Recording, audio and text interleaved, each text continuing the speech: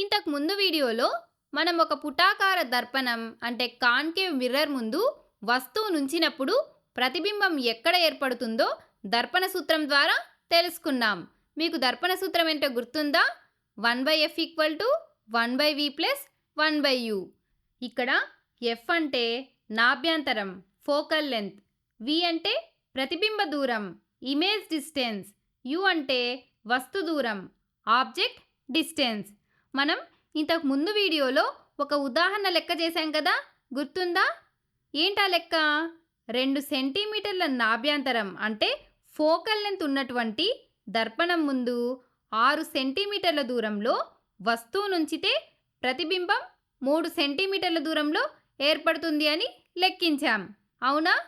అయితే ఆ ప్రతిబింబం ఎంత పరిమాణంలో ఉంటుంది? అది నిటారుగా ఉంటుందా లేదా తలకిందులుగా ఉంటుందా అనే విషయం తెలుసుకోవడానికి మనకు మరొక సూత్రం అవసరమవుతుంది. దర్పణ సూత్రం కేవలం ప్రతిబింబ దూరం వీని మాత్రమే చెప్తుంది, కానీ ప్రతిబింబం యొక్క ఎత్తును తెలపదు. అందుకే మనం ప్రతిబింబం యొక్క ఎత్తును తెలుసుకోవడానికి ఆవర్ధన సూత్రం మ్యాగ్నిఫికేషన్ ఫార్ములాను ఉపయోగిస్తాం. ఆవర్ధనం అంటే వస్తువు పరిమాణంతో పోల్చినప్పుడు ప్రతిబింబం ఎంత పెద్దదిగా లేదా చిన్నదిగా కనిపిస్తుందో చెప్పేటువంటి కొలత. దీనిని m అనే అక్షరంతో సూచిస్తాం.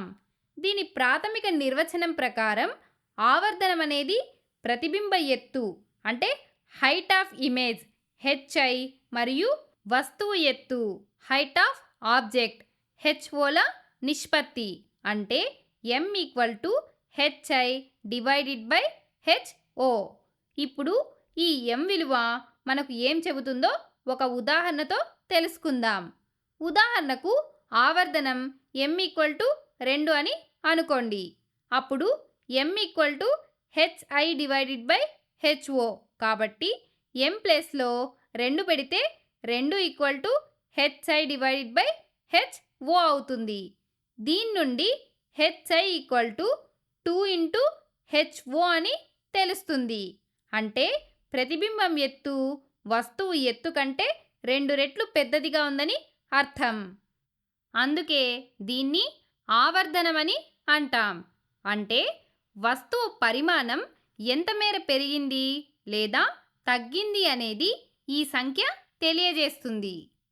ఈ ఆవర్ధనం కేవలం పరిమాణాన్నే కాకుండా ప్రతిబింబం యొక్క స్వభావాన్ని కూడా తెలుపుతుంది. మన సంజ్ఞా సాంప్రదాయం ప్రకారం ప్రధాన అక్షానికి పైన ఉన్న ఎత్తులను ధనాత్మకంగా అంటే ప్లస్గా, కింద ఉన్న వాటిని రుణాత్మకం అంటే మైనస్గా తీసుకుంటాం. ఒకవేళ m విలువ ధనాత్మకం అంటే ప్లస్ అయితే వస్తువు మరియు ప్రతిబింబం రెండూ కూడా ప్రధాన అక్షానికి ఒకే వైపున నిటారుగా ఉన్నాయని అర్థం. మన ఉదాహరణలో కూడా m విలువ +2 కాబట్టి ఇక్కడ వస్తువు మరియు ప్రతిబింబం రెండూ ప్రధాన అక్షానికి ఒకే వైపున నిటారుగా ఉంటాయి. నిటారుగా ఉండే ప్రతిబింబాలన్నీ మిథ్యా ప్రతిబింబాలు వర్చువల్ ఇమేజెస్ అని మనకు తెలుసు కదా. కాబట్టి ఈ ఉదాహరణలో ఏర్పడే ప్రతిబింబం మిథ్యా ప్రతిబింబం. సరే, ఇప్పుడు మనం మరొక ఉదాహరణను తీసుకుందాం. ఒకవేళ m -0.3 అని వస్తే అప్పుడు కూడా m hi/ho కాబట్టి m ప్లేస్లో -0.3 పెడితే -0.3 hi/ho అవుతుంది. దీని నుండి hi -0.3 × ho అని తెలుస్తుంది. ఇక్కడ మైనస్ గుర్తు ప్రతిబింబం తలకిందులుగా ఉందని సూచిస్తుంది. తలకిందులుగా ఉండే ప్రతిబింబాలు ఎప్పుడూ నిజ ప్రతిబింబాలు, రియల్ ఇమేజెస్ మాత్రమే. ఇక 0.3 అనే సంఖ్య ప్రతిబింబం వస్తువు కంటే 0.3 రెట్లు చిన్నదిగా ఉందని తెలుపుతుంది. అంటే ఆవర్ధనం విలువ 1 కంటే తక్కువ ఉంటే ప్రతిబింబం చిన్నదిగా, 1 కంటే ఎక్కువగా ఉంటే పెద్దదిగా ఏర్పడుతుందని గుర్తుంచుకోవాలి. ఆవర్ధనం విలువ యొక్క సంజ్ఞ ధనాత్మకమా రుణాత్మకం అనే దాన్ని బట్టి ఏర్పడే ప్రతిబింబాలు నిజ ప్రతిబింబాల లేదా మిథ్యా ప్రతిబింబాల అని తెలుసుకోవచ్చు. అలాగే ఆవర్ధనం విలువ ఆధారంగా ప్రతిబింబం యొక్క ఎత్తు వస్తువు ఎత్తుకు ఎన్ని రెట్లు ఉంది అని కూడా తెలుసుకోవచ్చు. అయితే మనం కొన్నిసార్లు లెక్కలు చేసేటప్పుడు ప్రతిబింబం ఎత్తు వస్తువు ఎత్తు తెలియకపోవచ్చు. ఈ ఉదాహరణ లెక్కలాగా. అటువంటప్పుడు మనం వస్తువు దూరం u మరియు ప్రతిబింబ దూరం vల ఆధారంగా ఆవర్ధనాన్ని కనుక్కోవచ్చు. దీన్నే అసలైన ఆవర్ధన సూత్రం అని అంటారు. m = hi/ho (-v/u). ఆవర్ధనాన్ని సూత్రం అనడం కన్నా ఇది ప్రతిబింబ ఎత్తు మరియు వస్తువు ఎత్తు, అదేవిధంగా వస్తు దూరం మరియు ప్రతిబింబ దూరం మధ్య సంబంధాన్ని వ్యక్తపరిచేదిగా చెప్పుకోవచ్చు. సరే, ఇప్పుడు మనం వస్తువు దూరం మరియు ప్రతిబింబ దూరం ఇవి రెండు మాత్రమే తెలిసినప్పుడు ఆవర్ధనాన్ని ఎలా కనుక్కోవచ్చో తెలుసుకుందాం. ఇక్కడ సూత్రంలోనే ఒక రుణ గుర్తు ఉంది కదా, ఇది దర్పణాలకు మాత్రమే వర్తిస్తుంది. మనం వస్తువు మరియు ప్రతిబింబ దూరాలను కొలిచేటప్పుడు ఖచ్చితంగా సంజ్ఞా సాంప్రదాయాన్ని సైన్ కన్వెన్షన్ని పాటించాలి. కాబట్టి మనం సైన్ కన్వెన్షన్ ప్రకారం దేనిని ధనాత్మకంగా దేనిని రుణాత్మకంగా తీసుకుంటామో ఒకసారి గుర్తు చేసుకుందాం. దర్పణ ధ్రువం పోల్ నుండి కొలిచే దూరాలు పతన కిరణ దిశలో ఉంటే అవి ధనాత్మకం, పతన కిరణానికి వ్యతిరేక దిశలో ఉంటే అవి రుణాత్మకం.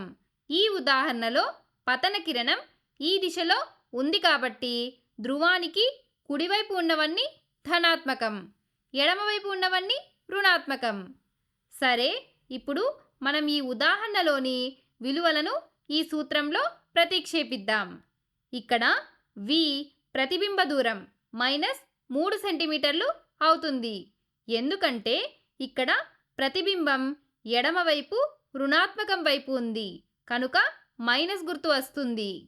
అలాగే u వస్తు దూరం -6 సెంటీమీటర్లు అవుతుంది. ఇక్కడ కూడా మైనస్ గుర్తు ఎందుకు వస్తుందంటే వస్తువు కూడా ఎడమవైపు రుణాత్మకం వైపు ఉంది కాబట్టి. సరే, ఇప్పుడు మనం ఈ విలువలను సూత్రంలో ప్రతిక్షేపిస్తే m = -3 సెంటీమీటర్లు /-6 సెంటీమీటర్లు. m = +3 సెంటీమీటర్లు /-6 సెంటీమీటర్లు.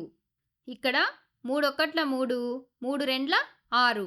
m = -1/2 -0.5. ఇప్పుడు మనం ఈ m = 0.5 విలువను m = hi/ho ప్రతిక్షేపిస్తే hi = -0.5 ho అవుతుంది. ఈ -0.5 మనకు ప్రతిబింబం ఎలా ఉంటుందని అన్ని విషయాలను చెప్తుంది. ఇక్కడ మైనస్ గుర్తు ఉండడం వల్ల ఇది తలకిందులుగా ఉంటుంది. ఈ విధంగా తలకిందులుగా ఉందంటే ఇది ఒక నిజ ప్రతిబింబం. అదేవిధంగా 0.5 అంటే ప్రతిబింబం వస్తువు ఎత్తులో సగం మాత్రమే ఉంటుంది. అంటే ఈ ఉదాహరణలో ఏర్పడే ప్రతిబింబం వస్తువు కన్నా చిన్నదిగా, వస్తువు ఎత్తులో సగంగా మరియు తలకిందులుగా ఉండే నిజ ప్రతిబింబం, రియల్ ఇమేజ్.